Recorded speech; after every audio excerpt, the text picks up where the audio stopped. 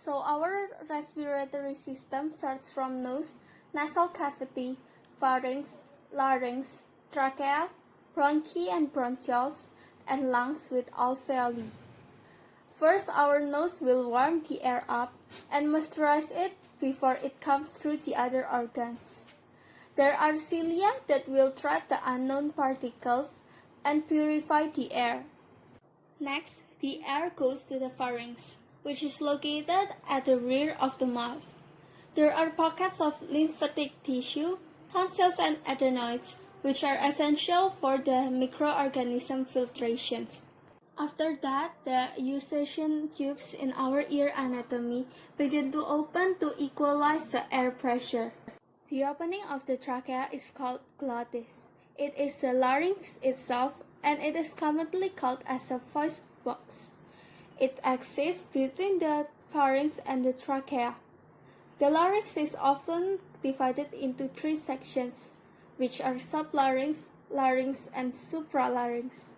Then the air passes through trachea.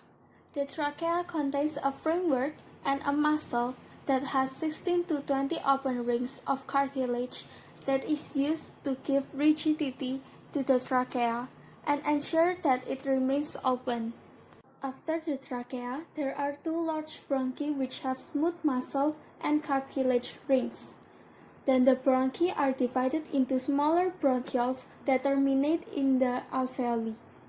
Human lungs are composed of 300 million alveoli.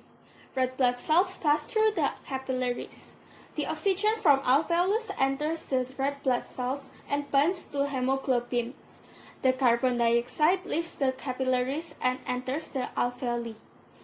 The tissue involved in the respiratory system is pseudostratified columnar epithelial tissue, which is ciliated and includes mucus-secreting globate cells to prevent unknown objects to get into the organs. The inhalation mechanism is when the construction of the muscles that are attached to the ribcage and cause an expansion in the chest cavity. Then it takes place in onset of contraction of the diaphragm, which will result in expansion of the interpleural space. And the exhalation occurs due to an elastic recoil of the lung tissue, which causes a decrease in volume and increase in pressure until the air rushes out the airway.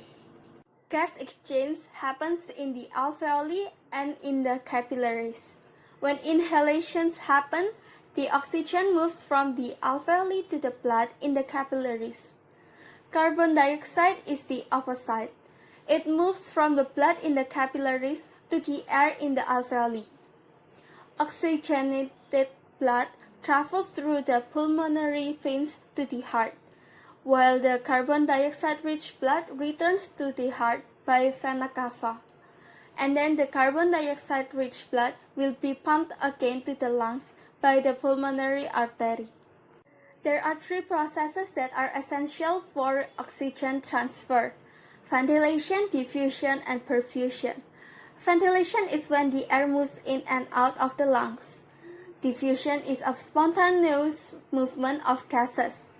In the diffusion process, there is no energy needed, and it happens between the gas in the alveoli and the blood in the capillaries inside the lung. While perfusion is a process when the cardiovascular system pumps the blood throughout the lungs.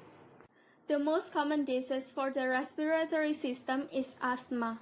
Asthma will cause difficulty breathing due to inflammation of the airways. It is also happen because of the excess mucus and swollen lining inside the bronchioles.